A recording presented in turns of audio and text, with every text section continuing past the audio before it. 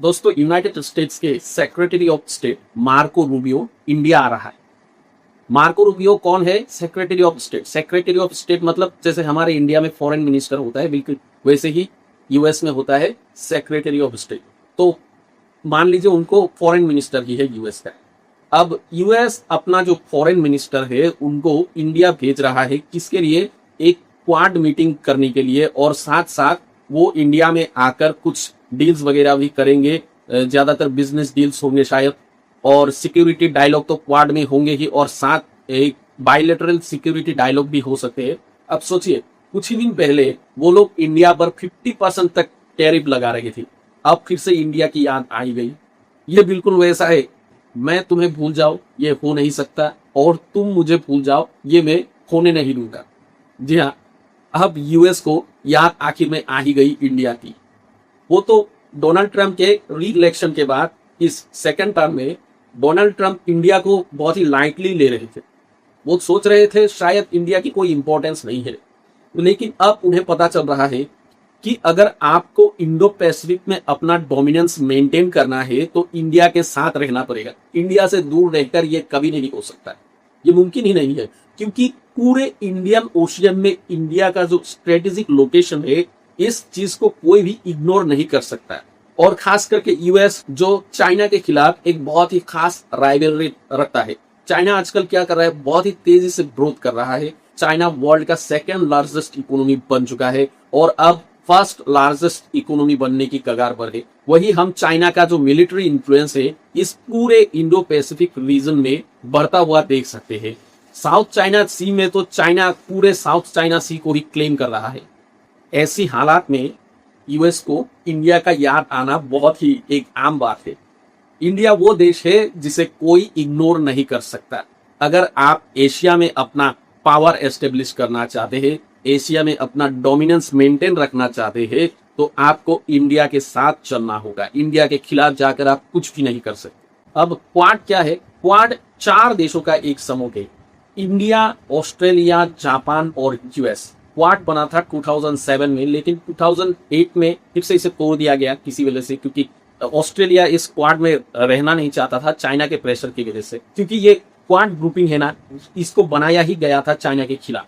जब ऑस्ट्रेलिया इस ग्रुप से बाहर निकल गया 2008 में, तो ये ग्रुप गई, लेकिन 2017 में इसे फिर से रिवाइव किया गया, और तब से लेकर आज तक ये एक बहुत ही इंपॉर्टेंट इंस्टीट्यूशन बना हुआ है चाइना के खिलाफ, चाइना के डोमिनेंस के खिलाफ। जो चाइना इंडो पैसिफिक में अपना डोमिनेंट इन्फ्लुएंस बनाना चाहता है, उसके खिलाफ ये क्वाड ग्रुप बहुत एक ढाल बनकर खड़ा हुआ है। लेकिन ये क्वाड कोई मिलिट्री अलायंस नहीं है। यूएस हमेशा से क्वाड को एक मिलिट्री अलायंस की तरह दिखाना चाहता है। जापान भी यही चाहता होगा कि क्वाड एक मिलिट्री अलायंस बन जाए, लेकिन इंडिया ये नहीं चाहता। इंडिया हमेशा से एक नॉन अलाइंड कंट्री रहा है, और इंडिया क्वाड को मिलिटराइजेशन नहीं करना चाहता। क्यों नहीं करना चाहता? क्योंकि इंडिया किसी ग्रुपिंग में पढ़कर किसी के साथ जंग मोड़ नहीं लेना चाहता। देखिए, यहां पर आपको एक बात समझनी होगी, ये जो यूएस है ना, इस पर भरोसा नहीं किया जा सकता। आप देख ही चुके हैं बहुत बार जिन्होंने भी यूएस पर भरोसा किया है, मतलब ऐसा है कि ऐसा कोई सगा नहीं जिनको हमने ठगा नहीं। यूएस का पॉलिसी यही है, जो भी यूएस का साथ देता है वही जाकर मरता है। तो इंडिया नहीं चाहता इस क्वाड ग्रुप का मिलिटराइजेशन करना, बस चाइना के खिलाफ एक प्रेशर बनाकर रखना चाहता है इंडिया। वही हम साथ में देखते हैं कि इंडिया ब्रिक्स का भी हिस्सा है, जिसमें चाइना एक बहुत ही इंपॉर्टेंट मेंबर है। मतलब इंडिया ऐसा है कि इंडिया चाइना के साथ भी एक ग्रुपिंग में है ब्रिक्स में, जिसमें India, Russia, China, Brazil, south Africa जैसे देश है, और इंडिया क्वाड का भी मेंबर है, जिसमें यूएस, ऑस्ट्रेलिया, जापान जैसे देश है। मतलब यह है कि इंडिया बस एक बैलेंसिंग बनाकर चलना चाहता है। आपको यह बात ध्यान रखनी होगी, क्योंकि बहुत लोग सोचते थे कि इंडिया क्वाड में घुस जाए तो चाइना के खिलाफ कोई मिलिट्री अलायंस बना दिया होगा, क्योंकि इसके सोचने के पीछे को एक रीजन भी है। इंडिया अक्सर इस क्वाड ग्रुप के साथ मिलिट्री एक्सरसाइज भी करता है, मिलिट्री ड्रिल भी करता है, जिसको कहा जाता है मालाबार एक्सरसाइज। पिछले मालाबार एक्सरसाइज यूएस के क्वाम आइलैंड में हुआ था, जिसमें इंडिया, यूएस, ऑस्ट्रेलिया और जापान के नेवी ने पार्टिसिपेट किया। तो अब सवाल ये उठता है कि आखिर यूएस को इतनी जरूरत अचानक से कैसे पड़ गई इंडिया के साथ एक अच्छा रिलेशनशिप मेंटेन करने की, खासकर अभी जब पूरी दुनिया में अब एक जियोपॉलिटिकल टेंशन का माहौल चल रहा है। रशिया यूक्रेन वार चल रहा है, यूएस इजराइल और ईरान के बीच में जो सीज फायर है वो भी कभी भी टूट सकता है। साथ में हम देख रहे हैं चाइना ताइवान पर अटैक करने के लिए बिल्कुल रेडी है। कब अटैक करके कब ताइवान पर कब्जा कर ले चाइना, उसका भी कोई गारंटी नहीं है। ऐसे वक्त में यूएस को अचानक से इंडिया की याद क्यों आ रही? देखिए, यूएस के लिए इंडिया का इंपॉर्टेंट होना ये कोई नई बात नहीं है। दरअसल में बहुत सारे कारण हैं इसके पीछे। सबसे पहला तो है इंडिया और चाइना के बीच राइवल। इंडिया और चाइना दोनों देश एशिया में अपना डोमिनेंस बनाना चाहते हैं। ऐसे में यूएस भी चाहता है कि एशिया में उसका डोमिनेंस रहे, क्योंकि यूएस तो आप जानते ही है हर जगह पर, दुनिया के हर जगह पर अपना टांग अड़ाने में बहुत ज्यादा एक्सपर्ट है। इंडिया और चाइना के बीच में जो राइवलरी है वो तीन चीजों से पैदा होती है। एक तो है बॉर्डर डिस्प्यूट। इंडिया और चाइना के बीच बहुत जगह पर बॉर्डर अभी भी निर्धारित नहीं है, दोनों के बीच कोई एग्रीमेंट नहीं है कि बॉर्डर सही में कौन सा है। दूसरी बात नेवल डोमिनेंस। ये जो इंडो पैसिफिक रीजन है, इस एरिया में पूरे जो ओशियन है उसमें चाइना अपना नेवल सुपेरियोरिटी रखना चाहता है। वही इंडिया चाहता है कि इंडिया का जो नेवी है वो किसी भी टाइप की क्राइसिस में फर्स्ट रेस्पोंडर बने। इसी वजह से दोनों के बीच इस एरिया में एक राइवलरी है। और साथ ही तीसरी बात यह है कि इस पूरे इंडो पैसिफिक रीजन में चाइना भी अपना डोमिनेंट इन्फ्लुएंस चाहता है और इंडिया भी अपना डोमिनेंट इन्फ्लुएंस चाहता है। तो दोनों तो डोमिनेंट नहीं बन सकते, किसी एक को छुटना पड़ेगा, लेकिन कोई भी छुटने के लिए तैयार नहीं है। इंडिया को छुटना भी नहीं चाहिए। अब यूएस का तो चाइना के साथ राइवलरी बहुत पहले से ही है, क्योंकि दोनों इकोनॉमिक सुपर पावर बनने के साथ साथ पूरी दुनिया में मिलिट्री सुपर पावर भी बनना चाहते हैं। तो दोनों तो नहीं बन सकते, इसलिए दोनों में एक भयंकर, एक कोल्ड वार टाइप की तरह राइवलरी चल रही है। ऐसे में यूएस इंडिया को यूज करना चाहता है चाइना के खिलाफ, तो इंडिया यूएस के लिए इंपॉर्टेंट बन जाता है। दूसरी बात, अमेरिका ये बात अच्छी तरह से जानता है, ये जो इंडियन ओशियन रीजन है, इस पूरे इंडियन ओशियन रीजन में इंडिया का एक बहुत ही स्ट्रेटेजिक पोजीशन है। मान लीजिए कल को यूएस का चाइना के साथ एक जंग हो गई, तो ऐसे में इंडिया किसका सपोर्ट करता है ये बहुत ज्यादा मैटर करेगा, क्योंकि यूएस तो बहुत दूर ठहरा है। अगर इंडिया ने यूएस के वेसल्स को, मिलिट्री जो शिप है, वारशिप से, उन्हें अगर इंडिया ने डॉकिंग करने दिया अपने जितने भी पोर्ट्स है उनमें, तभी यूएस अच्छी तरह से चाइना को एक टक्कर दे पाएगी, वरना यूएस के लिए बहुत ज्यादा मुश्किल हो सकता है चाइना के साथ कोई भी जंग जीतना। तीसरी बात, इंडिया यूएस के लिए इकोनॉमी के लिए भी बहुत इंपॉर्टेंट है। इंपॉर्टेंट इसलिए है क्योंकि आज इंडिया यूएस का बहुत सारा सामान यूज कर रहा है। हम यूएस के एआई यूज कर रहे हैं, सॉफ्टवेयर्स यूज कर रहे हैं, हम यूएस के जो ऑपरेटिंग सिस्टम है माइक्रोसॉफ्ट विंडोज, उसको हम यूज कर रहे हैं, और साथ ही बहुत सारे और भी सॉफ्टवेयर से, और हम यूएस से बहुत सारे डिफेंस का सामान भी खरीदते हैं।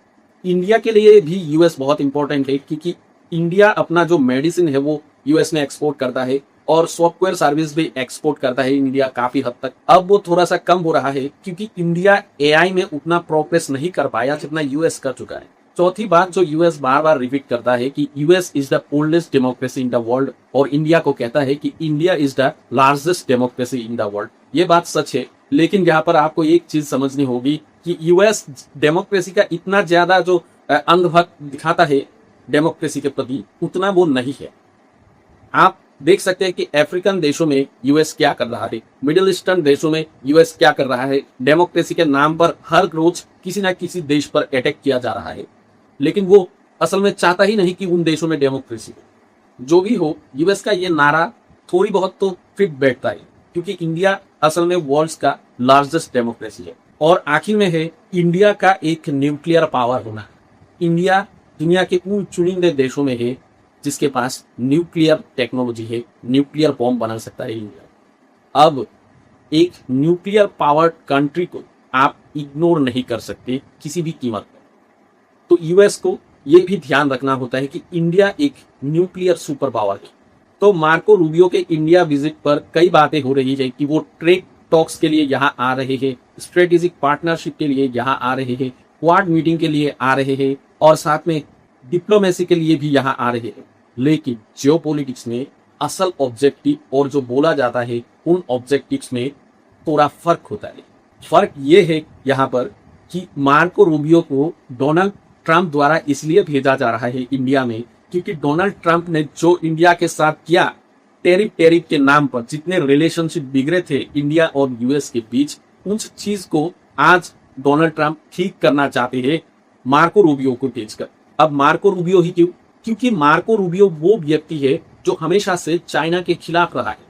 अगर आप उनके कैरियर के स्टार्टिंग से देखें तो आज तक वो हमेशा से चाइना के खिलाफ ही रहा है। उनको चाइना पर थोड़ा सा भी यकीन नहीं रखते हो। अब इंडिया भी ज्यादातर वो चाइना के खिलाफ ही खड़ा रहता है, तो इसलिए मार्को रूबियो को भेजा जा रहा है कि जाओ तुम, इंडिया जो है चाइना के खिलाफ रहता है, तुम भी चाइना के खिलाफ हो, तो तुम दोनों में जो है दोस्ती बन सकती है। और इससे जो डोनाल्ड ट्रंप ने रिलेशनशिप बर्बाद किए थे इंडिया और यूएस के बीच, वो रिलेशनशिप इंप्रूव होने की वो बात कर रहे हैं, वो सोच रहे हैं। तो मार्को रूबियो इंडिया आ रहा है, उनको इंडिया ने आने दिया, उनके साथ ये सारी बातें होंगे और फिर कुछ डील्स भी शायद साइन हो जाएंगे। क्वाड को लेकर भी बहुत सारी चर्चा होने वाले हैं। लेकिन एक बात ध्यान रखनी है आपको, इंडिया अपने आप को किसी भी मिलिट्री ब्लॉक में ज्वाइन नहीं करने वाला है, जैसा कि यूएस प्रेसिडेंट डोनाल्ड ट्रंप चाहते हैं। डोनाल्ड ट्रंप अब शायद ये चाह रहे होंगे कि इंडिया जाकर उनके साथ एक मिलिट्री अलायंस बना ले चाइना के खिलाफ, ताकि कल को वो चाइना और इंडिया के बीच में जंग करा के खुद वहां से भाग जाए और बोले कि तुम आपस में लड़ते रहो। यूएस हमेशा यही करता है, उसका ये हिस्ट्री है। तो यूएस के साथ इंडिया को कभी भी एक मिलिट्री अलायंस में नहीं घुसना चाहिए। हाँ, क्वाड को रखना चाहिए, क्वाड को एक ऑप्शन की तरह रखना चाहिए, क्योंकि जियोपॉलिटिक्स में कंट्रीज के बीच जो फ्रेंडशिप होती है वो बहुत ज्यादा इंपॉर्टेंट होता है, क्योंकि कभी भी जंग छिड़ सकता है दो देश के बीच। अगर ऐसी नौबत आई तो इंडिया इस क्वाड का मदद ले सकता है, ये एक ऑप्शन रह सकता है। लेकिन इंडिया को अपने आप को यूएस के हाथों नहीं सौंपना है यूज करने के लिए। देखिए, यूएस हमेशा से यही करता है, किसी एक देश के पास जाता है, उसके साथ दोस्ती करता है, उसको किसी जंग में धकेल देता है और फिर खुद साइड हट जाता है। भैया तुम लड़ते रहो, हम यहाँ बैठकर मजा लेते रहेंगे और अपना जो है अपना आर्म्स सेल करेंगे तुमको। यूएस क्या है? यूएस एक बिजनेस माइंडेड देश है। वो हमेशा से अपना जो डिफेंस का इंस्ट्रूमेंट्स है, जो जंग के लिए इस्तेमाल होते हैं आर्म्स, उन्हें बेचने के लिए बैठा रहता है कि कोई भी देश जंग में कूद जाए और हम उन्हें डिफेंस आइटम भेज दें। इसी मौके पर रहता है यूएस। अब देखिए, आपको ये बात समझना होगा, यूएस को इंडिया चाहिए, रशिया को इंडिया चाहिए, मिडिल ईस्टर्न देशों को इंडिया चाहिए, क्योंकि इंडिया एक बहुत इंपॉर्टेंट परचेसर है, एक परचेसिंग पावर है ऑयल के फील्ड में, क्रूड ऑयल इंपोर्ट कराने में। तो इंडिया इंडो पैसिफिक में एक बहुत ही डोमिनेंट पोजीशन ऑलरेडी रखता है और इंडिया को इस डोमिनेंट पोजीशन को बरकरार रखने के लिए इस क्वाड मीटिंग में अच्छी तरह से हिस्सा लेना चाहिए। लेकिन हाँ, इंडिया को किसी मिलिट्री अलायंस का हिस्सा नहीं बनना चाहिए। वीडियो अच्छा लगा तो प्लीज एक लाइक कीजिए और चैनल को सब्सक्राइब कीजिए। मिलते हैं अगले वीडियो में, तब तक के लिए बाय बाय, जय हिंद।